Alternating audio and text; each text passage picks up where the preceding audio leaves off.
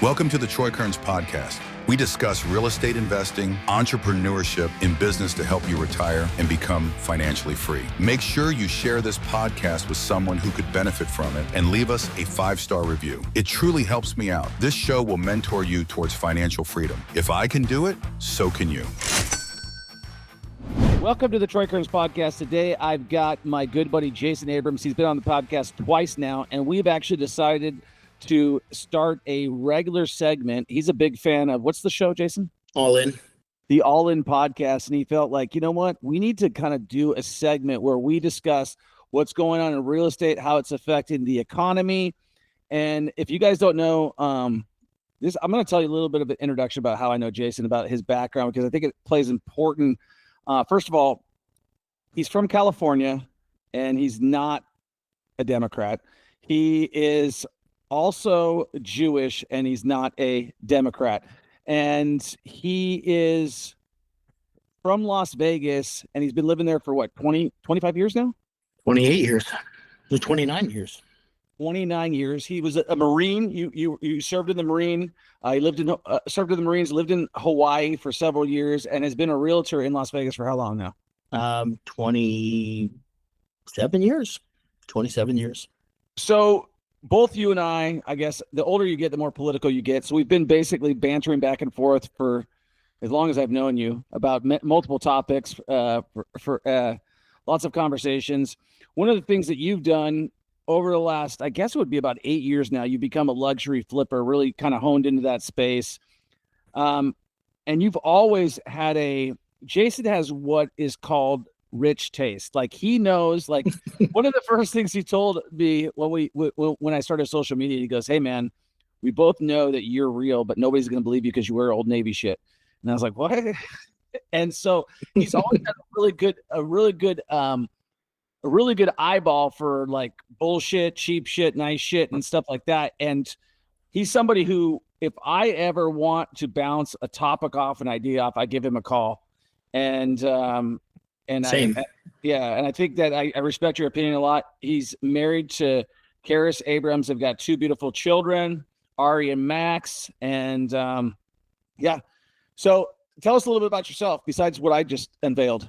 Well, don't forget, I got a couple of awesome stepkids also, Sam and Mariah. That's true. Yes. I love those guys. I raised them since they were, Max's age, I raised them since they were young. So as far as I'm concerned, they're mine. Awesome. So tell us about your family and, what you've been doing for the last 28 years in Las Vegas. Yeah, living the dream, right? This is Vegas. There's very few better places to live. I lived in California, like you said, in Los Angeles. When Los Angeles was awesome.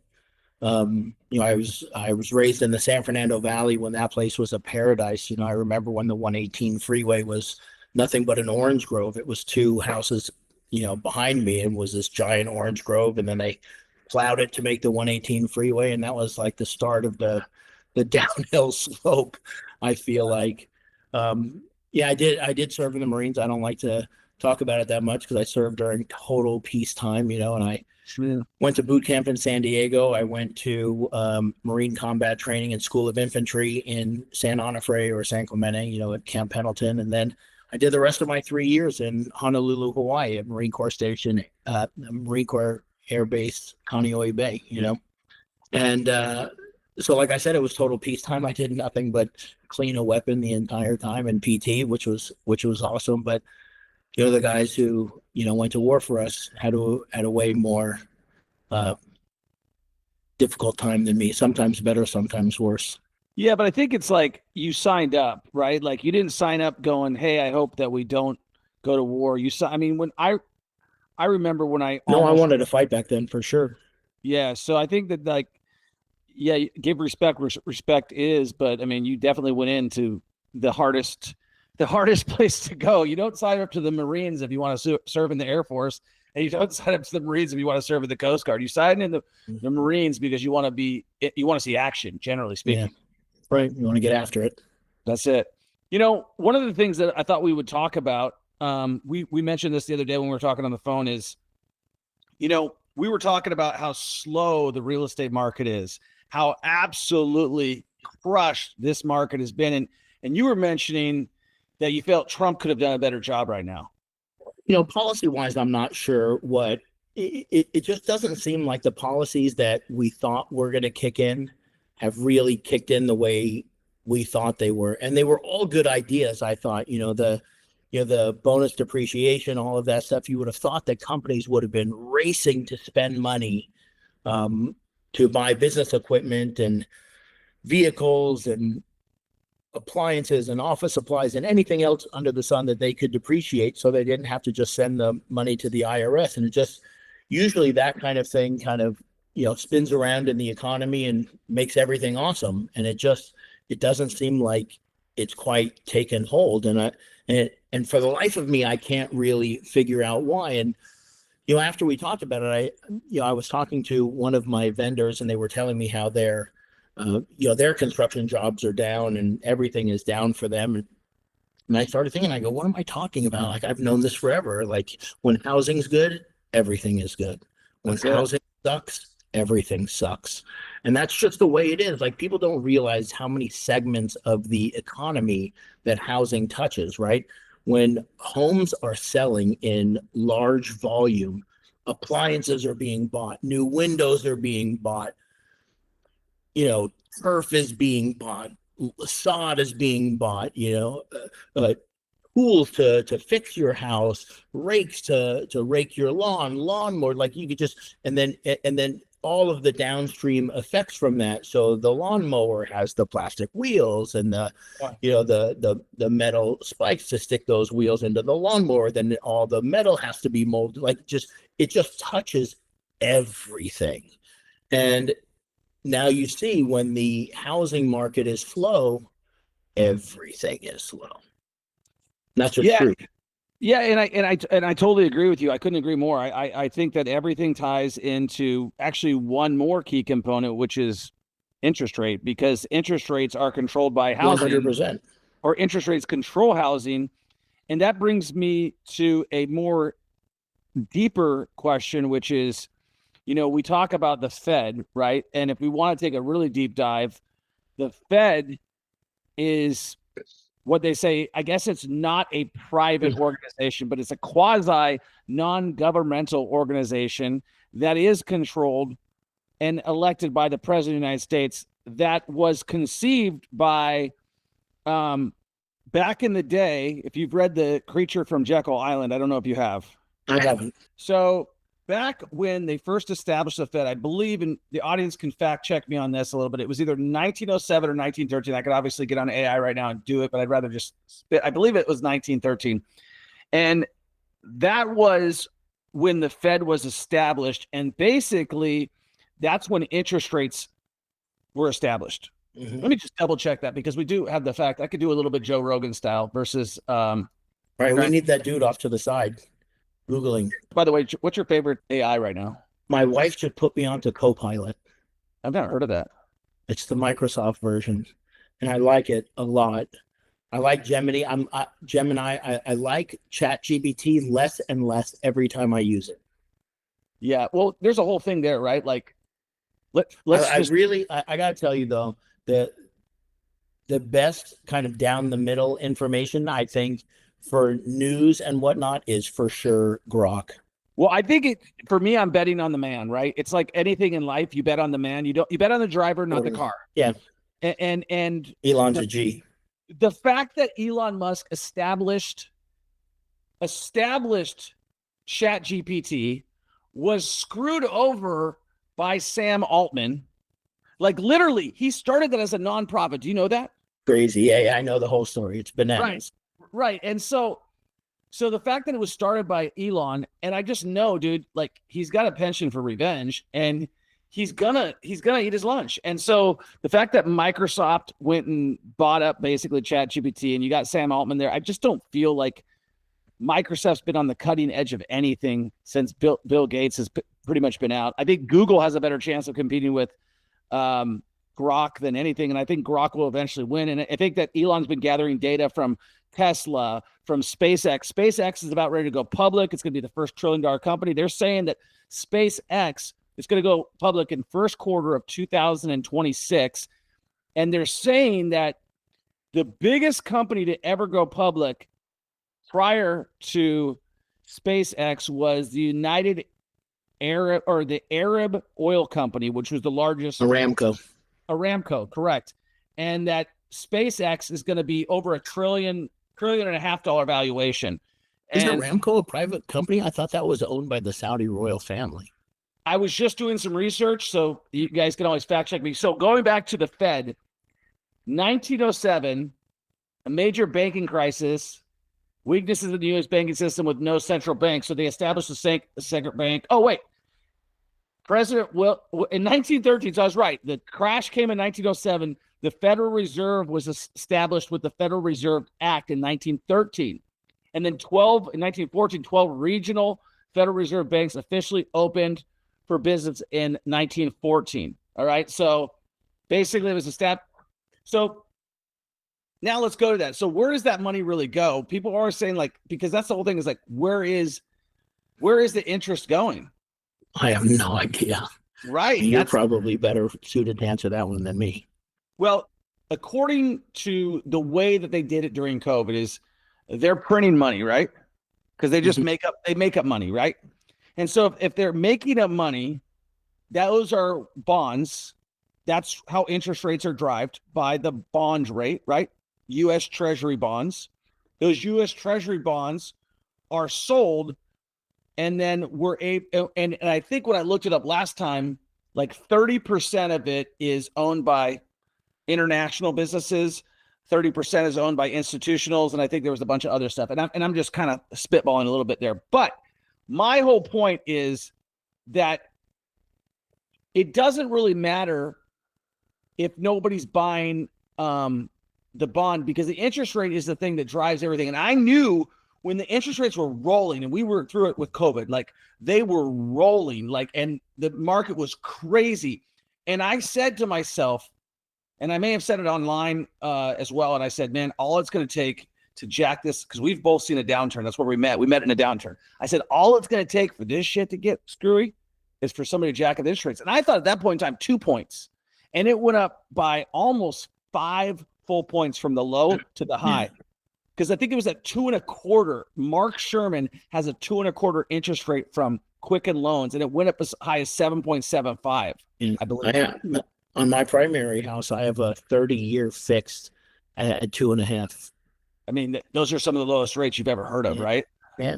People, I tell people what I pay for my mortgage for the house that I live in. It's no shack, right? And they can't believe it, like $2,400 a month. It's unbelievable. Right. And so that same shack that you live in, which is like what, 8,000 square foot? 7,000 square feet. Yeah. So the 7,000 square foot shack with the $2,300 payment, which you will never ever see again. Right. We'll never see that again, and I'll never refinance that thing. I'll never pay it off until the end. That is why nobody is buying houses or moving right now. Right. It's funny, right? So you see the market, right? No volume is happening. So when no volume happens, and you're a seller, what do you normally do to get a sale, right? You dump your price. That's just the way it goes, right? Because the best value for the lowest price, the best house for the lowest price is the one that gets sold, period.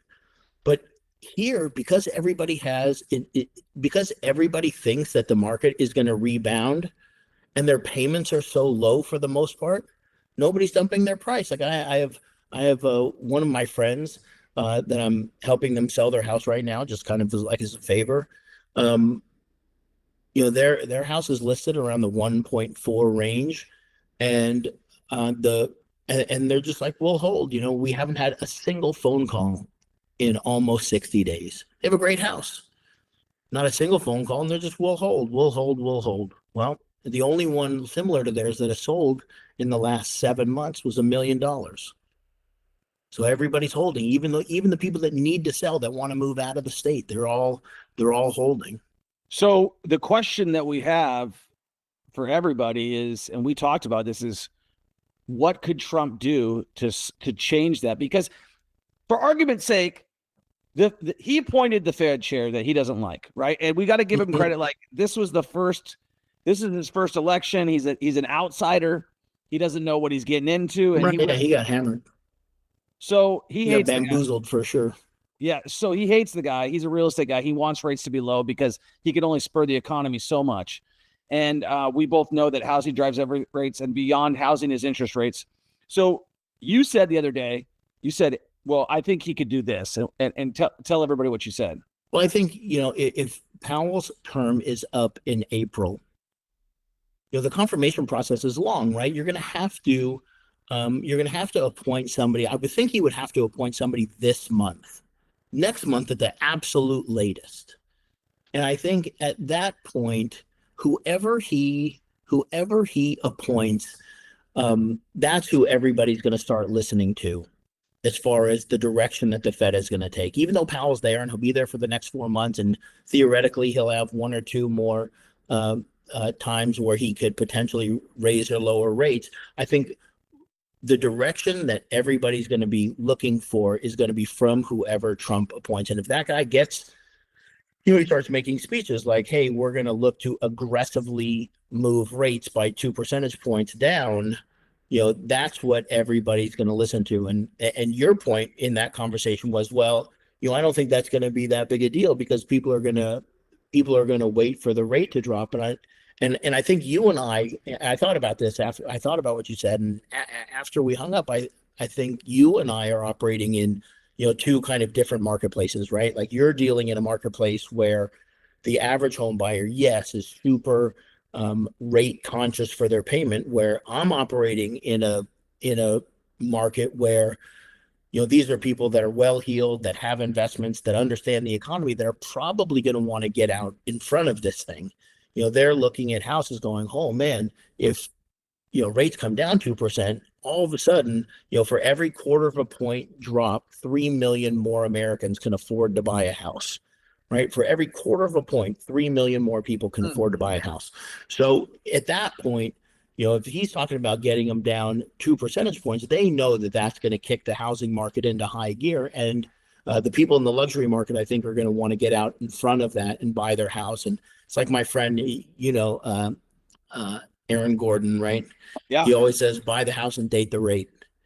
And, that's what a lot of people are going to start doing, at least in the higher end. They're going to buy the house and date the rate. They're going to know that they have no prepayment penalty and that they can refinance whenever they want. So let's get a house at what we think is going to be the lower of the prices between now and 6 or 7 months from now when the rates are lower, and we'll just, we'll refinance. And I mean, you can't be 100% wrong, but I think that the reality is that, like, I do believe that the market will swing, but the market's already up at the all-time high, right? The market, yep. The stock market's at the all-time high. And I think that's kind of what you're referring to, is that, yeah, the overall market, how we measure things, is everybody says when the stock market's doing good, everybody's doing good. But I don't agree with that. It's housing, right? Yeah. So, but for me, like the luxury market, like the luxury housing market directly tracks the stock market, directly tracks it. Really?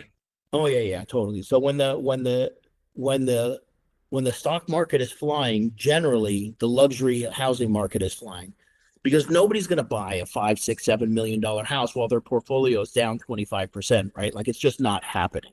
Yeah. So, people in the luxury market, when they're going to buy all of these houses, they're looking at their investment portfolio saying, yeah, my investment portfolio is at an all-time high. This is great. Let's buy. And right now I find myself kind of wondering what's going on, because the stock market, like you said, is at an all-time high, and the kind of luxury real estate market is sputtering. It's not doing anything. It's crazy. It's the first time this has kind of happened this way. In a down market, like I said, you and I met each other during the crash. Like, I know how to operate in a down market, right? Like, you slash and burn, and my father told me you can make a quick nickel or a slow dime. You become part of the quick nickel crowd really fast. Yeah. Right. And you start cutting and, shrinking your margins and just getting in and out of properties as fast as you can. But this isn't that. This is just kind of a market that's neither up nor down. It's not kind of going anywhere. It is neither up nor down. It hasn't crashed. Its stuff is not moving, which generally would lead to a crash when stuff's not moving. Like, you'd think it would crash, but the reality is is foreclosures drive a crash and depressed markets drive a crash. So you don't have a depressed market. What you have is a depressed housing market. So my thinking was like, and if you don't mind, let me jump on top of that. Sure. And everybody with the exception of the people who bought maybe in the last 2 years, everybody else has a ton of equity in their house. So I don't think, although you'll get some foreclosures here and there, like anybody who thinks this is going to be like the second coming of the Great Recession, like spare me. They've been tooting that horn for a long time, and you and I both would be in the REO world again if that was happening. I mean, everybody's been calling or crying wolf since 2012. They have the market has not gone down since 2012. Oh yeah. Oh, you're going to get the second wave in 2002. The second wave is coming. I'm still waiting for that second wave. Like I got my surfboard. I've had my surfboard in my car. I'm waiting for that second wave, and it just never came.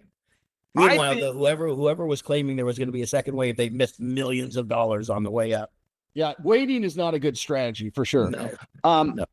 The one thing that I felt like going back to that time frame, I saw a couple things. Like if you remember at that point in time, the only people that were really buying houses, from my recollection, were new home buyers. Like if you were selling only because you had to, and you were buying only because you didn't know any better. Like you didn't realize you were in a storm. And explain that to me for a minute, because I'm not tracking you. So, what I was in the middle of it. I was at ground zero, and you were too, but Me too. I was brand new into real estate, and I had just got my ass kicked by buying some bad investments. And so I was like, who the hell's buying? Like, I always ask myself, like, who the hell's buying? Well, the reality was the people are people, and their lives are moving along. And they weren't paying attention to all the wild news. They were like, well, most of the houses that I saw being bought, because I was on the side of the listing agent selling, 2,200 homes in 5 years. And I saw like, most of the loans that were sold were from FHA home buyers or investors. Sure. That was 100%. That's true. Correct. Or on the rare occasion that a life event happened and somebody was forced to sell or had to buy. Got it. One of the things that happened was they did the $10,000 first-time home buyer credit. Yeah, I remember. And then they revived all kinds of like down payment assistance programs and all of that kind of stuff. So I thought, like Trump is good at gaming the system. Like when he got in trouble for not having his plane registered, he sold it to a Montana LLC and then bypassed the registration during the first election. I don't know if you remember that. I always see like Lamborghinis out here, and I go, I can't believe there's so many rich people in Montana. Rolls Royces, Lambos, Ferraris, they all have I can't believe there's so many rich people. And my friend Joey said, why do you register in Montana? And he finally explained it to me. I was all right, that makes sense. Yeah, but so during that whole situation, Trump they tried to nail him because his plane wasn't registered or didn't have insurance or something. And he literally sold it to an LLC, found an attorney, built a law. And so I felt to him like when you brought that up, I had given some introspective myself and said, what could he do to really push the housing market? Because he's blaming Jerome Powell, which arguably it's his fault, but Trump appointed him. So arguably it's Trump's fault. So got own it. Yeah. So I said, what if he was to go and give a 2% down payment assistance for rate buy down? For people who don't know what a rate buy down is, you have a wife who is in the mortgage industry. You know mortgages better than anybody. That probably doesn't originate. Like, this business inside and out. What does that mean for somebody who's a layman? What's a rate buy down? So you can just take some money and you give it to the lender and you get to buy down your rate for a certain period of time to minimize your payment. Most rate buy downs are for, 2 years. So if someone got a rate buy down, they could reduce their payment. So arguably if Trump was to say, every federally backed, which is Fannie Mae, FHA, Penny Mac, I think Penny Mac, maybe, Ginnie Mac, anyways, all these Macs and FHA and a lot more, USDA, anything that's tied to the government, which is probably 85% of all loans. Well, I think the only ones that are in receivership are Fannie and Freddie. So those are the only ones that he would even have a remote control over. And he doesn't have any direct control. He would have to have whoever his head of FHFA be on board with that. And then FHFA could then set the rules to make that happen. But I felt like if he did that and then he made the appointment of the chair, he could spur the economy, because you're going to have all your first-time homebuyers. Listen, I think it's an interesting idea for sure, because if that's truly what people are waiting for, and they're waiting for that low rate, and you can offer them some kind of buy down that allows them to buy down 2%, but it's not even you're giving them cash, you're giving them a credit, essentially, right? You're just moving the digital spreadsheet columns. You're moving numbers between a digital spreadsheet column at that level. It's interesting. It's interesting. I mean, what other ways could he do it? So there's one way you talked about, he could make an announcement, but what other things monetary policy wise can he do? Like they've got, crypto and I'd love your opinion about crypto. Like, I think they could be much more aggressive with the releasing of land from the Bureau of Land Management. Are you talking about for Nevada? I'm talking about, something like 90% of all the vacant land in the southwestern part of the United States is owned by the BLM. Do you know how that works? So it takes an act of Congress to release land by the Bureau of Land Management. The Congress passes a bill or however it does, and they direct the BLM to release a certain amount of land or a certain piece of land, and then it goes up for auction. But I think really can I chime in here a little bit? So I actually know how it works in Las Vegas because I researched it pretty heavily back in the day. Yeah. So it actually doesn't. I don't know if it requires congressional release. Okay, it does. But you can make the land free up by trying to partition the Bureau of Land Management single-handedly. That's why every one of the builders, like Howard Hughes, is always the bidder on all the properties, and they're always getting more of Summerlin. Right. So they partition the BLM, but then the BLM has to go to Congress to get that approved. Okay. So because I thought it was interesting because I was looking at land all the time. Hey, thank you so much for tuning into our podcast right now. I am so happy that you are here. You are in the right spot to be getting inspired by other people that have just achieved their goals so that you can achieve your goals. Do me a favor. Leave us a 5-star review. It really helps us grow. And give us comments and feedback. So we read those. It helps us grow. The most important person in this podcast is the listener, right? And so if you give us your feedback, it will allow us to create a better podcast for you. And make sure you enjoy the show and leave us a 5-star review. Now, I happen to be for the protection of our land, our public land, that is good public land. But I don't think, I don't want to build houses in Yosemite. That's not what I'm saying at all. Yeah. I mean, what I'm saying is you have all of this vacant land, and it appears to me that the talk of the town right now, or the talk of the nation right now, is based on affordability, right? There's all of these articles coming out about how Gen Alpha is not going to be able to buy homes. They're not going to have a quality of life the same as their parents or the same as their grandparents. And, they're less likely to buy homes, which means they're less likely to have a family, which means they're not going to, all of these downstream terrible effects for our country, right? So if the talk is about affordability, and so what drives prices to go up, right? It's easy, right? This is economics class 101, day one, supply and demand, right? So if there's a limited supply of land, obviously the price of that land gets more and more and more expensive. Scarcity, that's the way it goes. But if you release more land and there is more land to develop, then theoretically, at least, that area of land where you can build homes then becomes more affordable because that's much cheaper.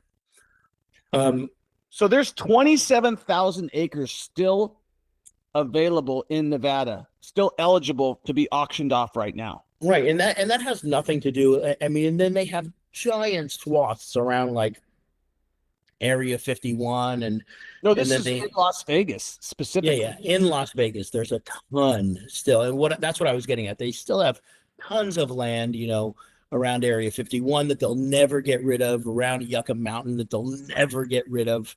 There's protected places in Tahoe that they'll never get rid of. We're not talking about that. We're just talking about. I mean, there's a ton of infill BLM land inside of Las Vegas. It's shocking how much there is. Well, it's funny that you mentioned it because we could really go down the rabbit hole here because I actually studied this. And the first thing that I learned when I came to Las Vegas. Rabbit hole me. Okay, so the first thing that I learned when I went to Las Vegas was actually from a friend of mine who was a sales guy. His name is Brad Bigler out in Seattle, Washington. His brother is, you probably heard of Bigler Orthopedic on Charleston, that big old, he's a doctor and he's got a huge, it's either on Sahara or Charleston. It's a huge, you can't miss it. It's a huge doctor's office. And he said, my brother lives in Nevada. And the reason Nevada is crazy, he's like, it's surrounded by BLM land and they control it. And that keeps the price of housing up. And I agree with that because if they flooded the market with land, you would collapse that entire economy because in Nevada, it's like an acre. What's an acre of property cost in Las Vegas? I mean, who knows, right? So, like in the Summit, that acre will cost you, $15 million. All right. On the strip, it'll cost you $40 million. I mean, in a regular acre over here in the Southwest could cost you $750 to $1 million. Let's say to $1.5 million. What can you grow on it? Nothing. You can grow a house. That's desert. So we can grow weeds or a house. That's it. Right. So it's arguably the least fertile, worst type of land. Like if it was anywhere else, like what could you buy that in Elko? I mean, it's the ugliest dirt you've ever seen in your life. You can't get through it with anything. It's caliche soil. It's harder than concrete. You know what I mean? And so it's the reason that they're not going to release it is the fix is in, man. If they release it, it collapses that economy there because it's the whole school of the law of the land. The law of the land in Nevada is what drives the value of the land because like you said earlier that the gaming casinos or like proximity to gaming resorts is a $40 million per acre, right? Because you can be on the strip. Now you take that same land and you move it to Mississippi, it's not worth, even with gaming, it's not worth that kind of money, right? But you could throw a freaking seed and grow a tomato plant 10 freaking feet tall. So the reason that land will never be released in Las Vegas is because if they do, it collapses that entire economy. Because that's why it's slowly, if you look at Las Vegas from the sky, it's like an island. But what's interesting is these builders, these national builders, they're playing chess around here and everybody else is playing checkers. Yeah. These guys are 4, 5, 6, 7, 10 steps ahead of everybody else. For instance, let me give you an example. So everybody always hears about the water shortage in Las Vegas, right? Yeah. But Las Vegas, this is a fact. Las Vegas has, if not another rain happened, Las Vegas has 50 years of water left. 50 years. Yeah. If nothing happens, 50 years of water. Why did they introduce all of these water restrictions? Water scarce, blah, blah, blah, blah, blah. No. These builders already have the fix in. The land on the east side of the 15 freeway between Henderson and State Line at one time was slated for a commercial airport, like a cargo airport. Well, there's been some whispering that the builders already have plans that they've submitted to the BLM, and they want to build 250,000 homes there. And that's why the water restrictions are happening now, because they need to make sure they have enough water for that 250,000 homes. It's incredible. Like Las Vegas is, I haven't been there in like a year, I don't think, but Las Vegas is like one of those places that is so manufactured, like everything. I mean, let me just be honest. Like there's a lot of things I learned in Las Vegas that you learn how the corporations control a lot of things. Like the corporations control the water, they control this, they control the sewer, they control. I mean, they're passing the like. I didn't even know what SIDS and lids were. Do you know what SIDS and lids actually are? I learned it. I mean, I know what they are, but explain it. Okay, because when we're in Las Vegas, we're taught as realtors, hey, the SIDS and lids, they're just those things you give them to your buyer and you explain to them. And you never really look any further than that. Well, as a developer now, moving into Kansas City, a SID and a lid is a tax for so you've heard of tax increment financing, have you? No, that I have not. Okay, so let me break it down for you. You're talking about the financing that it takes to get utilities out there before they're slated to get out there. Correct. So part of the reason that these SIDs and that's what the SID is. That's what the SID and lid is. It's just a breakup of that lump payment and pass through to the homeowner. A SID is called a special improvement district, and the other one is a limited improvement district. Local improvement district. And really, I thought it was limited improvement. Might be right. It's something improvement district. It might be local, might be limited, but what that means is it's all tax increment financing. So tax increment financing says to the builder, so I'm Richmond American, I say, hey, I'm coming to Las Vegas. I'd like to designate this place east of Henderson as a disclosure. We have no knowledge whether or not Richmond American actually said this, but go ahead. Yeah. I'm just being whatever, being fun. I'm playing pretend. Yeah. So some builder says, hey, we're going to name this place. Well, they basically, all of their money goes into a big pot and they get like a bond for that pot. Okay. And then that bond finances all of their infrastructure, which is laid out by the city of Las Vegas. Right. And the city of Las Vegas is then paid back by all of the homeowners who buy the property through the SID and the lid.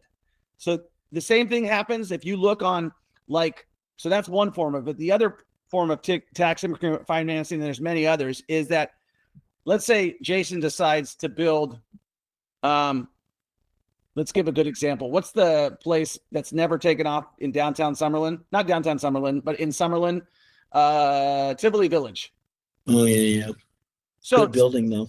Yeah, Tivoli Village in Summerlin. If you go there, there's probably on those receipts an extra tax that none of us pay attention to. On the bottom of that receipt, that is going into the builder's pot to pay for it. I learned it from my banker out here in Kansas City. He goes, hey, Overland Park, which you've heard of, Overland Park, Kansas, similar to Las Vegas. He goes, my bank pays my client pays nothing. They gave Shields free rent for that property. Well, why Shields, which Shields is like a sports authority to the max. It's like the biggest brand for sports equipment. It makes Dick's look like nothing. It's huge. It's massive.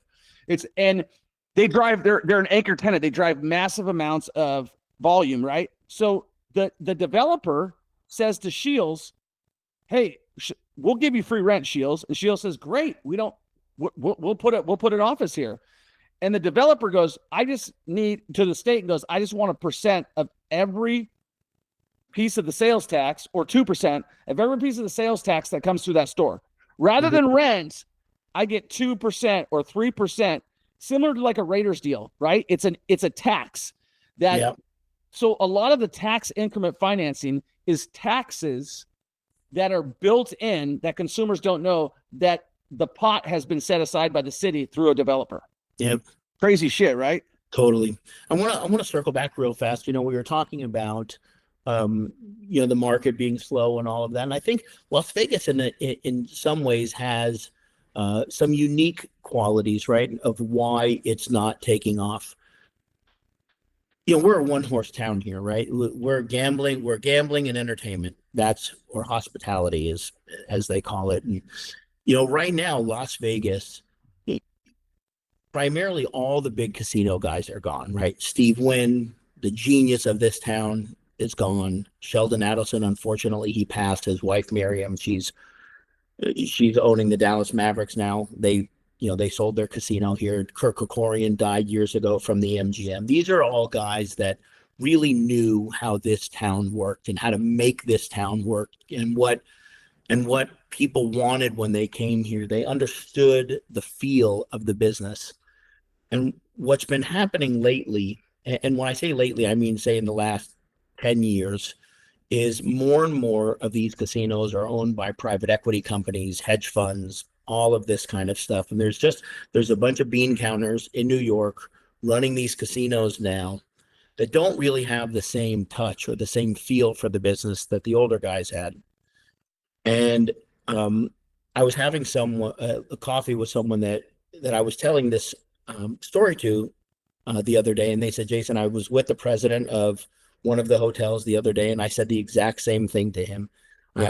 Sorry, the point I was getting at is, they need to start lowering or getting rid of the resort fees, the pay for parking. They need to make this place what it used to be, and that's a place where the everyday person could come here and feel like a king. And that's what Las Vegas used to be. It used to be the best vacation value that you could get. And there's schools of thought, right? You can either be like Walmart or you can be Neiman Marcus, but you can't be both. And what Las Vegas has turned into is a place where the Wynn Hotel and the Palazzo and a couple of the Bellagio, the really high-end ones are doing great, and all of the other guys are not. And so anyway, the person I was having coffee with the other day, I was telling him this, and he said, Jason, I totally agree. I was with the president of one of the casinos the other day, and we were having this exact discussion. And he said, listen, he goes, I run the hotel, I run the casino, but I call back to the private equity guys who are the real owners of this place, and I tell them, hey, I want to get rid of resort fees. And their answer is, well, that's going to leave an $8 million hole in your budget this month. How are you going to fill it? Instead of understanding that, hey, we better do this in the short term to get some goodwill back and get people back in the door who are spending money. And when you have an economy like we have here that is a complete one-horse town, when people are constantly seeing in the news that tourism is down, it does not make people feel good about buying homes. That's for sure. Yeah, I think that Las Vegas really, in my opinion, where I don't feel like they can come back from is, you say the resort fee, I say parking.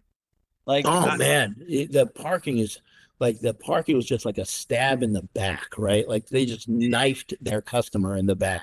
I mean, was, to me, once they did that, I'm like, I have zero reason to go down to the Strip. Yeah, it just leaves a bad taste in your mouth, right? Wow. Like, okay, so I just went to the casino for a weekend.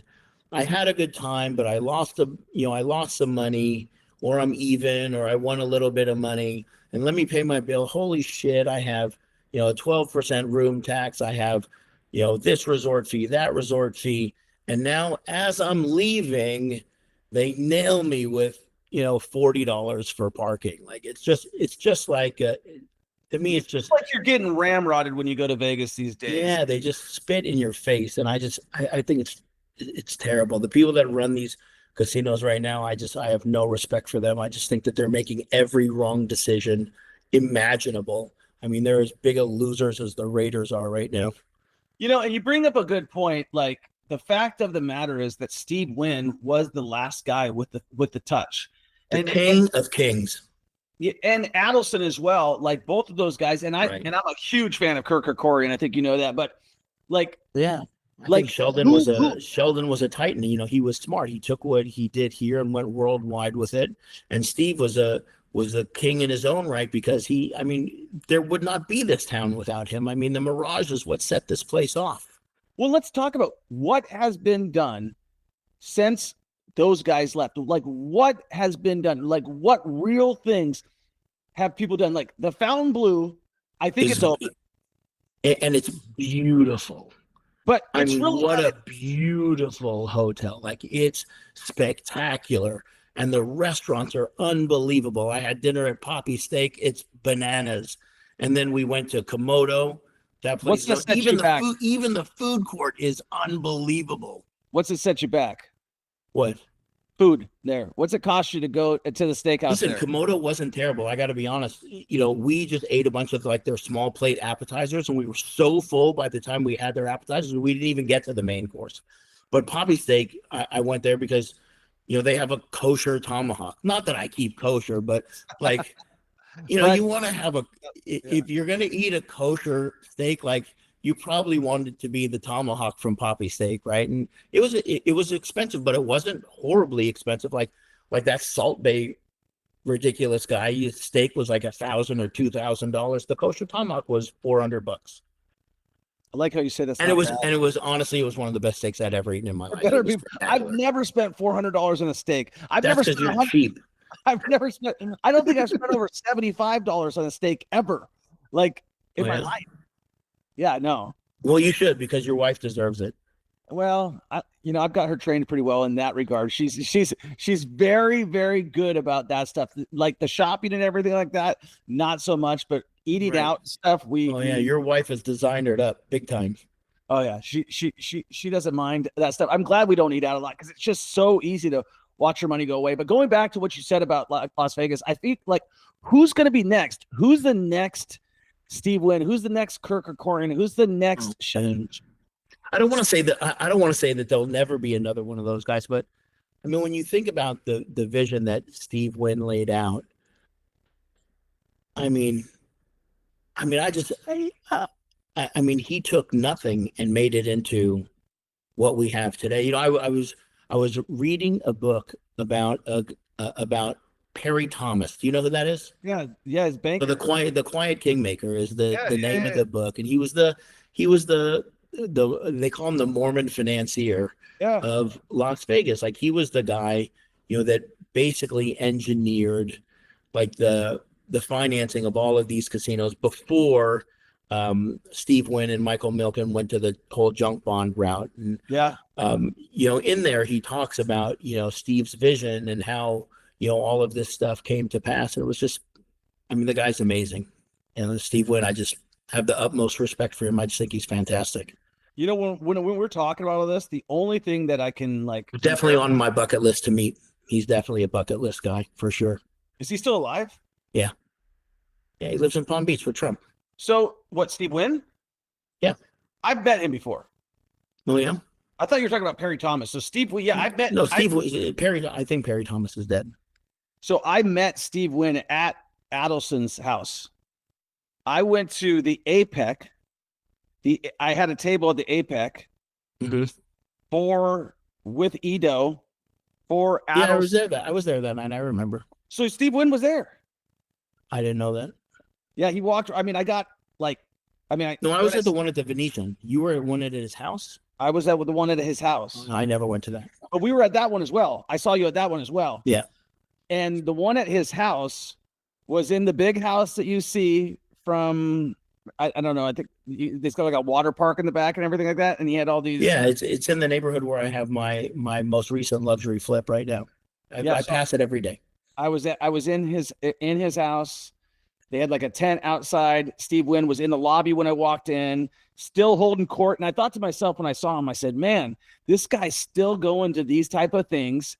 Like he's still out there mixing and mingling and holding court. And that's right. That had to be at least 10 years ago. I would guess 10, 11, 12 years ago. Yeah, maybe more. Yeah. And then I don't think I saw Adelson in person, but I did see Steve Wynn in person.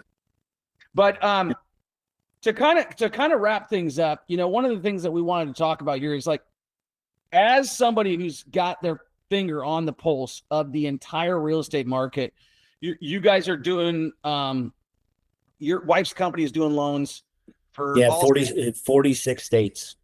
46 states. Like one of the things I'm excited about is I told you is that I'm about ready to build houses in Washington State. Kind of cool because when the economy's down, you got to look for ways to make money.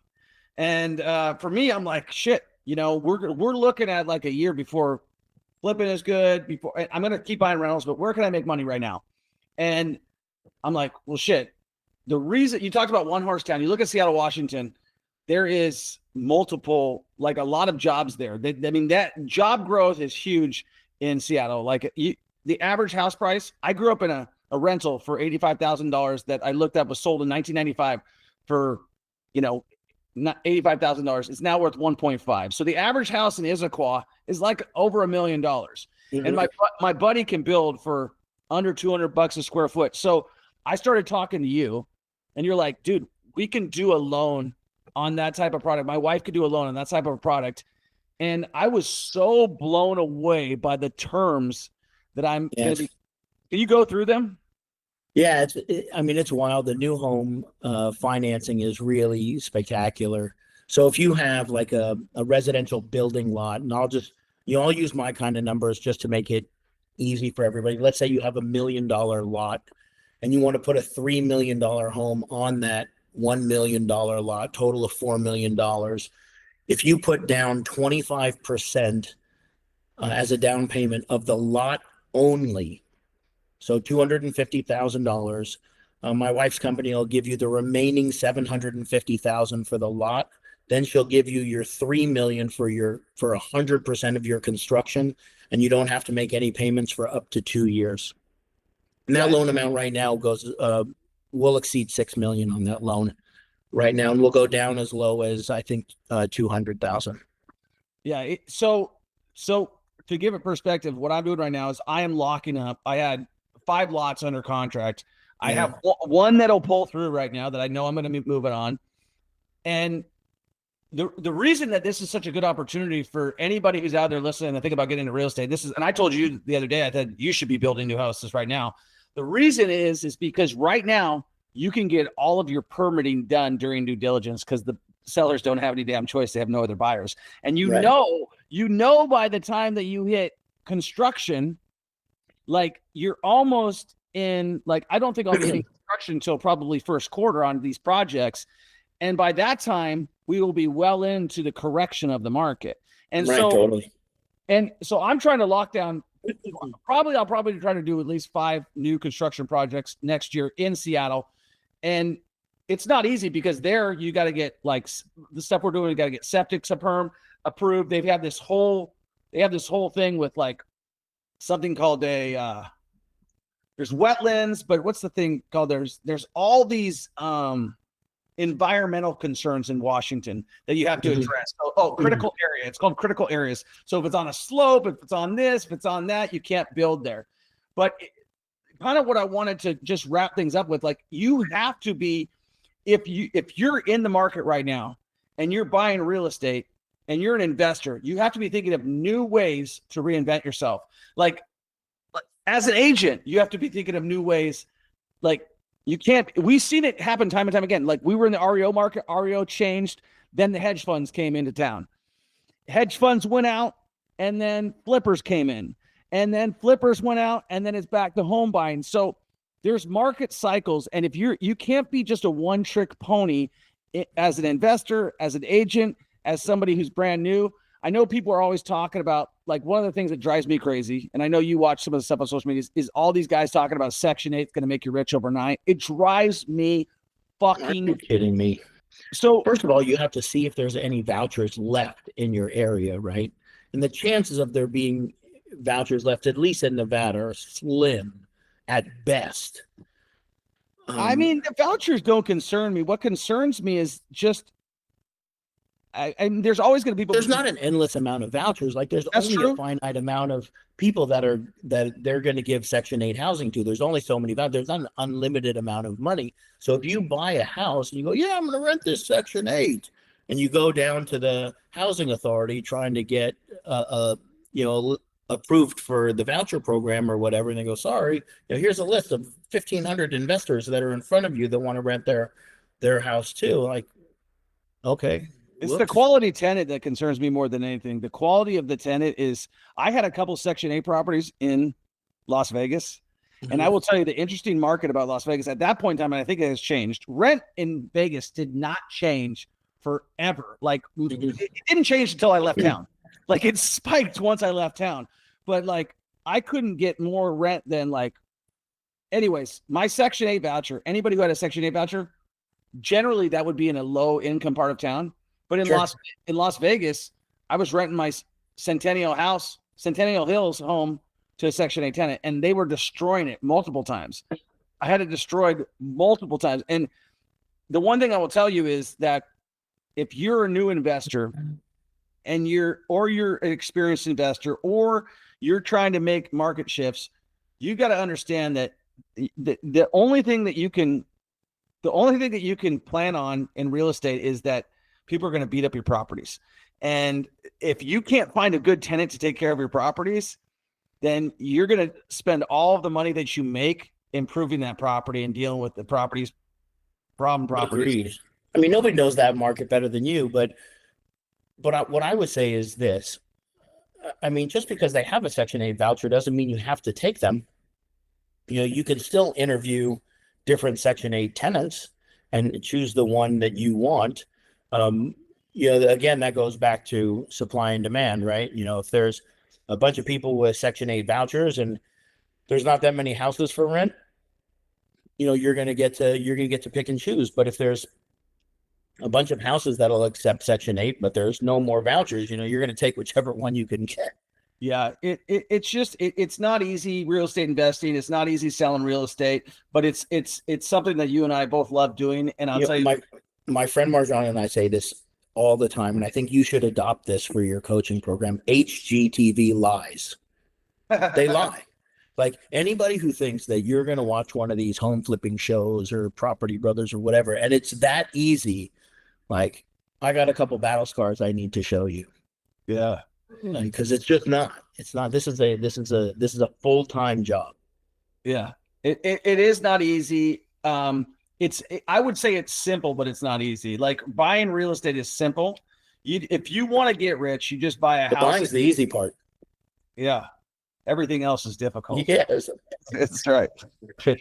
Well, I appreciate you coming on. Like, guys, if you are looking, we're still developing a concept. Jason and I are going to do a regular piece on this. We'd love to hear your feedback. What we should call it? Should we call it like, I don't know. What should we call it, Jason? I haven't gotten that far yet. Okay, we got to come up with. But I'm getting there. I'm getting there. Yeah, so we'll come up with a name. We're going to come up with this. We want to talk everything real estate, politics, and we just want to see, like, just put a lot of our conversations that we're having on the phone on a podcast format, because, you know, there's so many good conversations that when we're talking, we're like just shooting off. It's like I was listening to, and we're always like, oh man, I wish that was on the show. Well, I was listening to Jelly Roll today on Joe Rogan's podcast. I was listening to that, and it was such a great conversation about this guy, how Jelly Roll, like, who's this bigger than life character, country artist who just lost 320 pounds. And he's talking about the most embarrassing things in the world. And it just made me feel so empathetic towards him. So like that he's a real person. And I think that what we're trying to, you know, sometimes when people are listening to you on podcasts are like, dude, this guy has no soul or he's not a real person. But the reality is, like, doing what we do, it takes a lot of time, a lot of patience. And you're just out there trying to feed your kids. You're out there trying to provide your family a better life. You're out there trying to do what you love doing. And I would say, like, Jelly Roll, man, this guy is, you know, larger than life, on 200 flights a year, but is embarrassed that he's in the pantry stealing food. You know what I mean? Like that's what it boils down to. And I think that, like, what I want to get out on this podcast is that, you know, we want to hear what you got to say, and we'll set up an email. We'll set up like a text number at some point in time, and we'll start dropping that out there to hear what you guys have to say. But understand that, and my message really has been this week, like, no matter what you're going through, it's temporary, and how you respond to it is the way that, just like the market, just like the way we began this conversation, is how you're going to deal with the situation. Like, whether you like Trump or hate him, watching him to respond to getting his ears shut off, like, I told myself, man, if I'm this guy, I'm hiding in a fucking bunker. And to watch him come out to go to the Republican National Committee, I said, this guy's got balls of steel. Like, knowing that they're trying to actively kill him, knowing that they're trying to lock this guy up. And that's the message I want to leave people with, is that, man, whether you like Trump, whether you hate Trump, whether you have to take that message from people, is like, life is going to throw at you a bunch of bullshit. The market's going to throw at you a bunch of bullshit, and you can't control what's going to happen. We don't know. We're out here talking about what we think might happen, but we have no clue. No fucking idea what's going to happen. But the only thing I thought all it would take is a 0.25 point rate drop, and everybody with consumer sentiment would see that, And they would be like, great, we're on the other side. Well, now we've had a half and we're still do. Yeah, it's just been too slow. They adjusted too quick up and adjusted too slow down. Yeah, totally. Listen, if you're going through bad times, in the Marine Corps, they say, put your body in motion and your mind will follow. And That's a great statement there. Put your body in motion and your mind will follow. That's it. You just take the first step and just go. That's it, baby. All right, man. Well, it was fun chopping it up with you guys. Make sure you subscribe. Make sure you listen. Make sure if you need a deal, how can they get all of you? If they're looking for a finance. We'll put the link in the show notes. Perfect. Talk to you. Peace. Man, I am so happy that you turned into the Millionaire Mentorship Podcast. It's something that I've been working on for over 3 years right now. We're up to 150 podcast episodes. A lot of them are virtual. A lot of them are in studio, which is what we prefer. If you have a guest that you think that should be on our podcast, all you got to do is comment who it is. And we'll reach out to them, or if you want to reach out to them and reach out to us, we'd love to have them on a show. We're looking for entertaining, inspirational people that, just like you hear on the podcast every week, that can bring value and help our listening audience achieve their goals. If that's something for you, comment down below and let us know.